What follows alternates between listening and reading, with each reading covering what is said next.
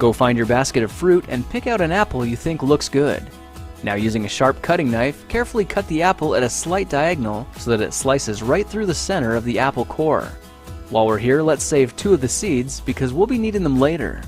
Now that we've got our 2 halves, let's take the side that still has the bottom attached and place it face down on a cutting board. We'll need to place 2 butter knives perpendicular with the top and bottom of the apple. Now we can carefully cut down along one side of the apple core until the knife bottoms out on our makeshift spacers, then use the spacers as a guide to gently cut in from the side. When the 2 cuts meet, you'll have an apple wedge that pops right out. And while we're here, let's cut a piece from the other side the same way.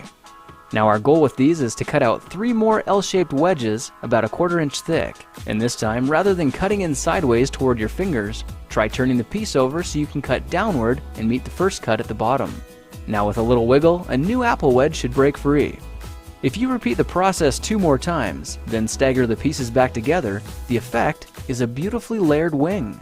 Now just cut the other piece the same way and your swan's body should look like this. To make a place for the head, all we need to do is carefully cut into the front of the body and gently lift the pieces out to reveal a clean and fairly deep groove.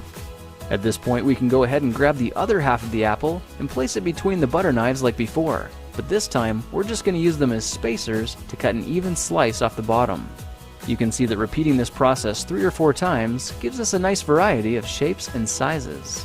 Now look for a piece that resembles a heart that's been slightly flattened on top. All it takes to form the swan head is 3 strategic cuts with a knife.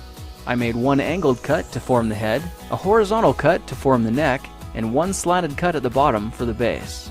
Now you should be able to see how this is coming together, and to clean it up a bit, just use your knife to round off the sharp edges. All that's left now is to place the apple seeds where you think the eyes should go, then use the side of a butter knife to press them firmly into position. When both eyes look good, simply drop the neck into place, and you're done.